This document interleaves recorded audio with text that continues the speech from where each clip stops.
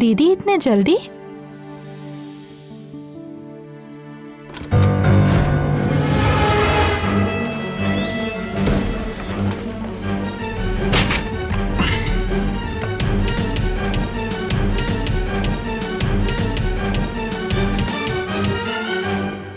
बच्ची ने अपनी दीदी से बहुत कुछ सीख लिया। मुझे निकाल ले दी यहाँ से। हैं? जीजा जी, आप यहाँ कैसे? कैसे? मेरे से ज्यादा देर तक कोई चीज छुप नहीं सकती। अभी देख, तेरा पता चल गया ना तू इधर है।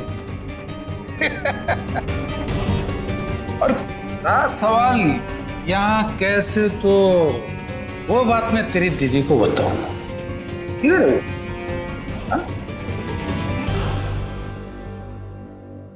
सुपरमार्केट बंद नहीं हुआ अभी तक।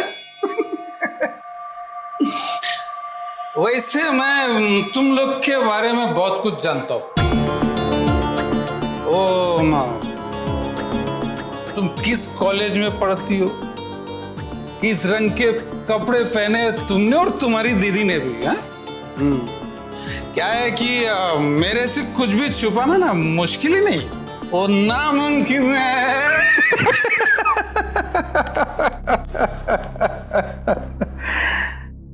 और आखिर में मैं सुवर्णा का पति और तुम्हारा जीजा हूं, बरोबर? तो अपने जीजा को पानी नहीं पिलाई? जा पानी लेके।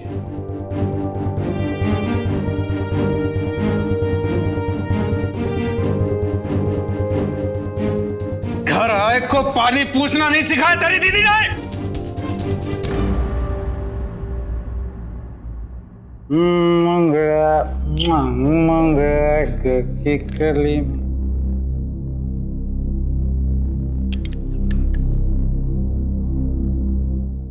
जीजा जी, क्या कर रहे हैं आप? गुड़ की डली।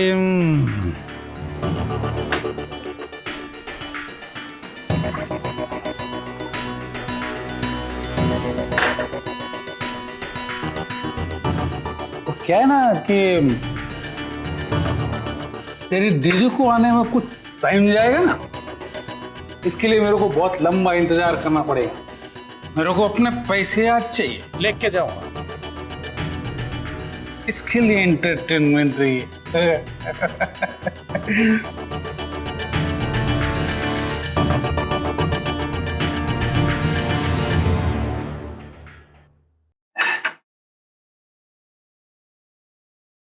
वैसे तू भी बड़ी हो ना।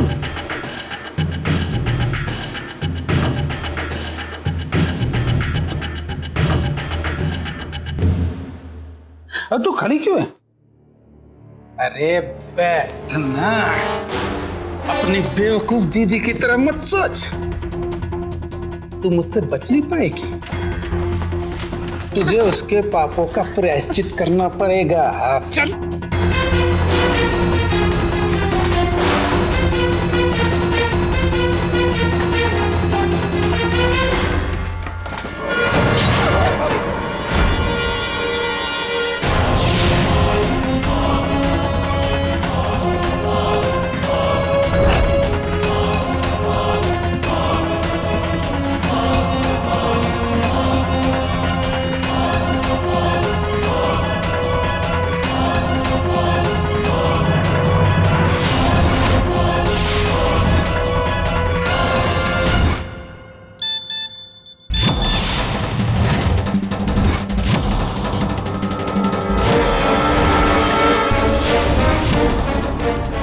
लगता है आपने अभी अभी किसी का खून कर दिया।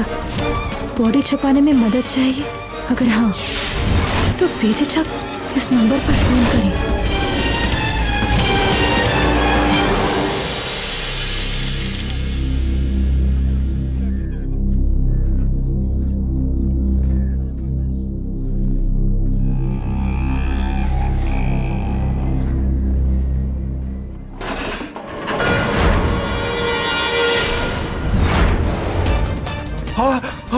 लाश! लाश! अरे लाश है इधर! लाश है इधर! लाश! अरे खून खून।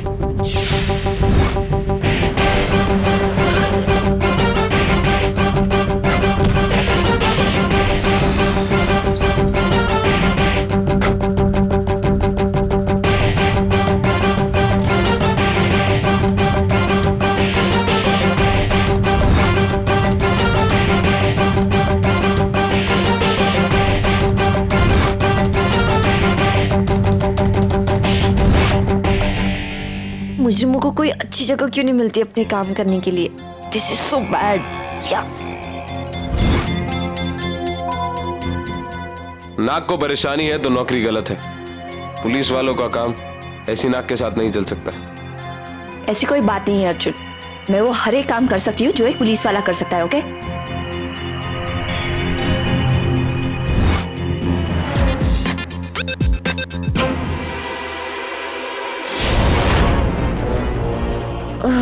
कितनी बुरी तरीके से मारा है इसे।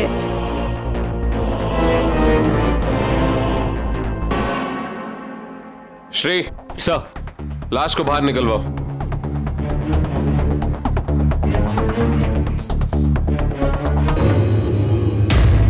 कत्ल करना एक बात होती है, लेकिन कपड़े निकाल के और इस तरह से जला के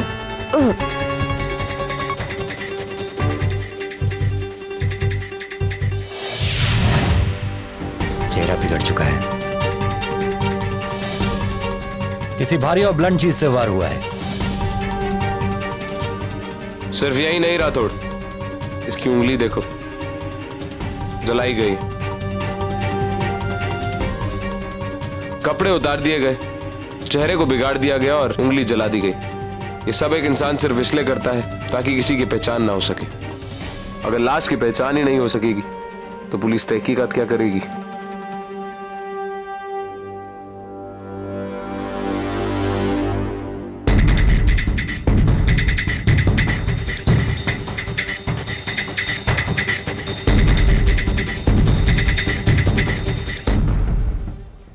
सर, कुछ जले हुए कपड़े मिले वहां से।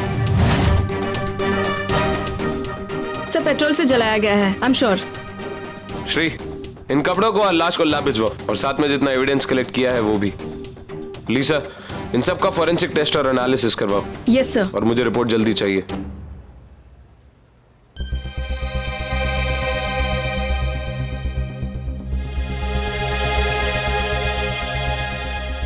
होता है।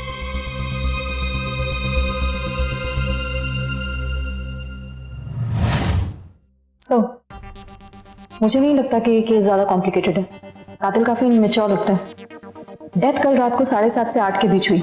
मौत सर पे और मुंह पे भारी पत्थर के वार से हुई है और फिर इसकी बॉडी पर एक स्टैब वुंड भी है जो चाकू से किया गया है। वैसे तो कपड़े पूरी तरह से जल चुके थे, लेकिन उसके कुछ जले हुए पीसेस दूसरे ड्रम में से मिले। ये कुछ जले हुए पेपर्स।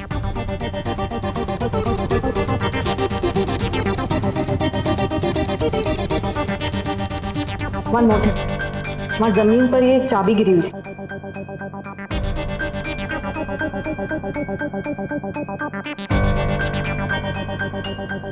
उसी क्या हो गई? I am not sure, because मरने वाले का हाथ पूरी तरह से जला हुआ था, उंगलियां भी जली। ये चाबी इसी केस के ताले की है। ये आदमी इस शहर का नहीं था। और तुम ये बात कैसे कह सकते हो राउके? ये चाबी किसी होटल या लॉज किया रहा था और इस पे 301 लिखा है। किसी होटल का रूम नंबर है। राइट सर, बेसिकली होटल्स की चाबी पे ऐसा नंबर होता है। और इस चाबी को देख के ऐसा मालूम पड़ता है कि ये किसी सस्ते से लॉज की है। जैसा कि मैंने पहले कहा था, इसकी उंगलियां जला दी गई, चेहरे को बिगाड़ दिया गया और कपड़ों को जला दिया गया। ये सब सिर्फ इसलिए किया गया ताकि इसकी पहचान ना हो सके। अगर ऐसा था तो फिर इसकी लाश से थोड़ी ही दूर कचरे के डब्बे में वो जले हुए कपड़े और चाबी का मिलना, कहीं कुछ तो छूट रहा। ये आदमी अमीर नहीं हो सकता। फिर तो मिल गया। मुंबई में तो करोड़ों लॉजेस है, कैसे ढूंढेंगे? पूरे मुंबई में नहीं, माहिम में, बादल सिनेमा के बस स्टॉप के पास, या फिर जोगेश्वरी में उस डंपिंग ग्राउंड के पास जहां वो लाश मिली। इस आदमी के पास से जो सामान बरामद हुआ था उसमें एक बस की टिकट भी थी। इसने 20 तारीख की दोपहर को 2:05 पे माहिम से एक बस ली थी। इसका मतलब ये कि वो जोगेश्वरी या माहिम के किसी छोटे से लॉज में रहता है। छोटू सर उन दोनों एरियाज के सारे लॉजेस को चेक करो। And quick. Right sir.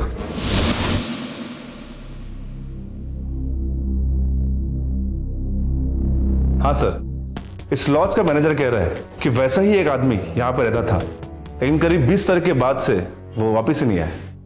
मुझे तो लग ही रहा था कि कुछ गड़बड़ है। हाँ, वो आदमी अच्छा नहीं था। उसके बारे में कोई और इन्फॉर्मेशन? कोई? अरे पूरी क्यों नहीं, पूरी इंफॉर्मेशन देता हूं मैं। ये रही उसकी इंफॉर्मेशन। नेम मंदार सुर्वे, नागपुर से आया था।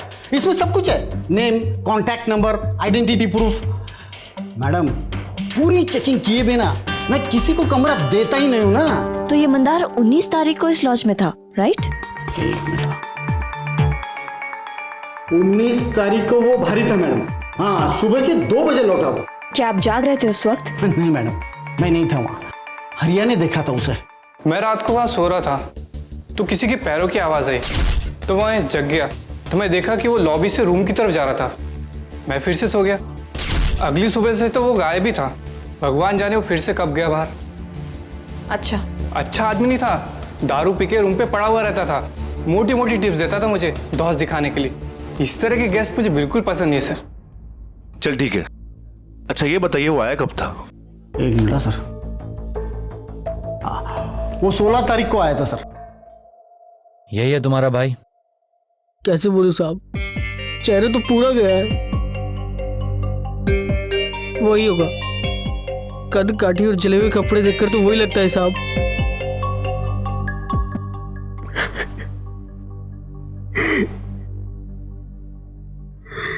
इसके साथ ऐसे ही होना था साहब। मैं बहुत बोला इसको, ये सुना कब मेरा? मतलब? गलत रोड पे था साहब। दारू, जुआ, लफड़ा, हम सबका लाइफ बर्बाद कर दिया था वो। नागपुर में काम क्या करता था तुम्हारा भाई? नागपुर में काम क्या करता था साहब? कई बार इसका नौकरी लगवाया, हर बार झगड़ा करके आउट। बॉस को मारा, अपने साथ काम करने वाले को भी। इसका घरवाली भी इसको छोड़कर भाग गया साहब। घरवाली? इसकी शादी हो चुकी थी? हाँ साहब, हमने लड़की ढूंढ के इसकी शादी करवाई थी। सोचा सुधर जाएगा, पर इसने भाभी को इतना मारा कि वो भाग गई। अब कहाँ है वो? यही मुंबई में अपनी बहन के साथ रहती है साहब। एड्रेस तो मालूम नहीं, सुना था किसी सुपरमार्केट में काम करती है। ठीक है, तुम चलो हमारे साथ। सर, मैंने मंदार के दारू पीने वाले नागपुर के दोस्त से पता कर लिया है। उसने बताया कि मंदार कह रहा था कि वो मुंबई से अमीर आदमी बनकर लौटेगा। और जैसा कि उसके भाई ने बताया, वो अपने शहर में काफी ज्यादा बदनाम था। उसे पैसों की सख्त जरूरत थी और अपनी इसी बदनामी की वजह से उसके शहर में उसे पैसे कोई नहीं देता। तो हो सकता है वो काम ढूंढने मुंबई आया हो। अनलाइकली राठौड़। अगर वो मुंबई काम ढूंढने के लिए आया होता तो इधर उधर हाथ पैर मारता। यूं लॉज में बैठ के पैसे को पानी की तरह शराब में मिला के नहीं पीता। आई थिंक वो किसी स्पेसिफिक पैसे के पीछे मुंबई आया था। सवाल ये है कि आखिर इस शहर में ऐसा है कौन जो उसे इतना पैसा देगा?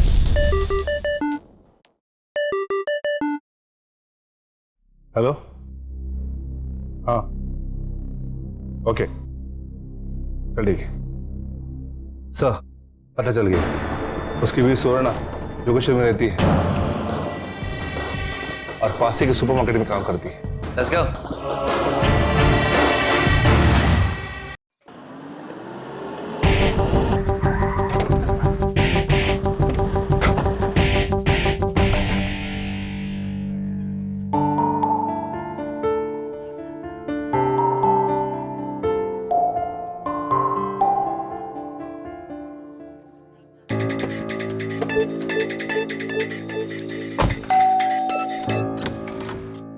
सुवर्णा सुर्वे जी।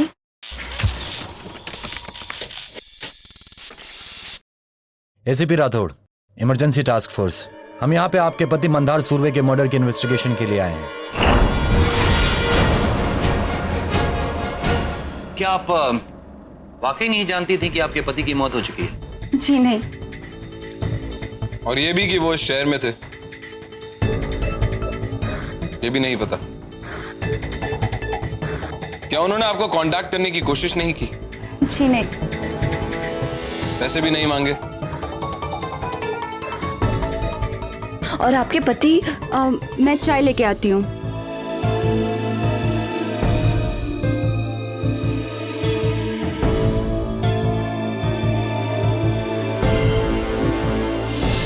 तुम कॉलेज जाती हो? हाँ, इकोनॉमिक्स सेकेंड ईयर। तुम अपने जीजू को कितने अच्छे से जानती हो? I mean, ऐसा कोई है जो उन्हें you know? बहुत अच्छे से जानती हूँ उन्हें। शैतान का दूसरा रूप थे।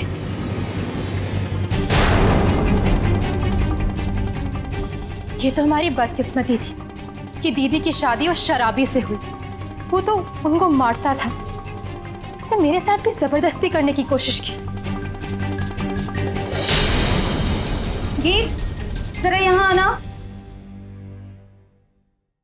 मैं अभी आती हूँ।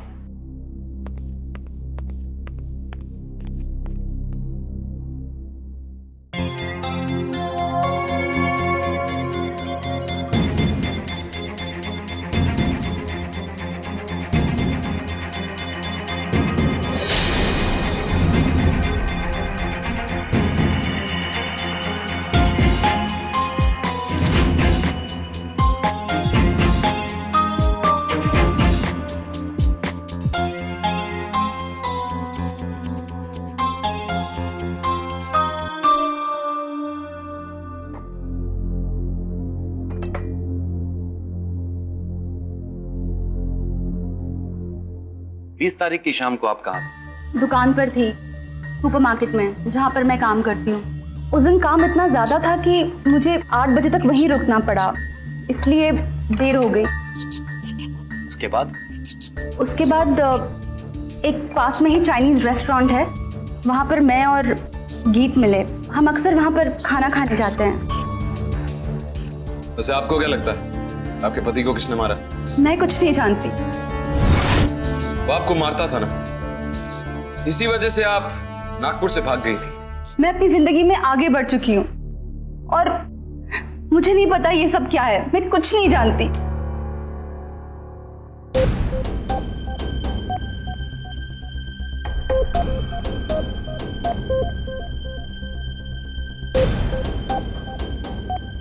गीत, तुम उस शाम कहाँ थी? मैं स्टार सिनेमा में एक फिल्म देखने गई थी, प्यार का पल, और उसके बाद चाइनीज रेस्टोरेंट में दीदी से मिली। वैसे आप पिक्चर किसके साथ देखने गई थी? मेरी दोस्त शालिनी के साथ।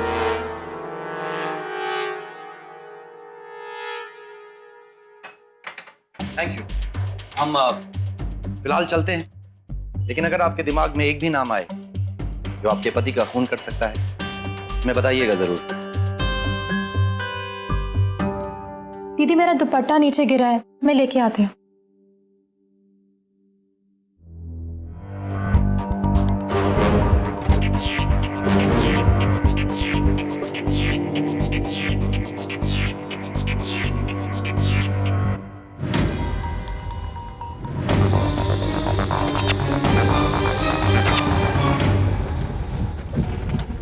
सुवर्णा सच कह रही थी। सुपरमार्केट के मालिक के हिसाब से वो 20 तारीख को रात के 8 बजे स्टोर पर ही थी और करीब 8:30 बजे वो चाइनीज रेस्टोरेंट पहुंच गई थी। मालिक ने बताया कि वो दोनों बहनें वहां अक्सर जाया करती है। फिर भी वो सुपरमार्केट से डंपिंग ग्राउंड तक जा सकते थे, क्योंकि वो दुकान, रेस्टोरेंट और डंपिंग ग्राउंड ये तीनों आसपास ही हैं। तुम्हें ऐसा क्यों लगता है राठौड़ कि ये कत्ल उसी ने किया है? क्योंकि डेफिनेटली वो हमसे कुछ छुपाने की कोशिश कर रही थी राउते। शायद तुमने नोटिस नहीं किया, लेकिन जब हम वहां गए थे तो बहुत ज्यादा नर्वस थी। एग्जैक्टली सर, सुपरमार्केट के मालिक ने भी यही बताया। अपेरेंटली वो काम में बहुत एफिशिएंट थी, लेकिन इस महीने की 18 तारीख के बाद वो कुछ लॉस सी रहती थी। हमेशा डरी हुई सी, उसके हाथ से कुछ सामान भी गिरा है। एग्जैक्टली। उसके पास मंदार का फोन आया होगा और वो ये बात अच्छी तरह से जानती थी कि मंदार इस शहर में उससे पैसे वापस लेने के लिए आया है। और ये बात तो क्लियर है कि वो मंदार से छुटकारा पाना चाहती थी, इसलिए उसने मंदार को 20 तारीख को उस डंपिंग ग्राउंड में बुलाया जो उस रेस्टोरेंट और सुपरमार्केट के बीच में है। और अंधेरे में मौका देख के उसने मंदार को वो ऐसा नहीं कर सकती। और ये बात तुम कैसे कह सकते हो राउते? क्योंकि शायद तुमने नोटिस नहीं किया राठौड़, जो मैंने किया।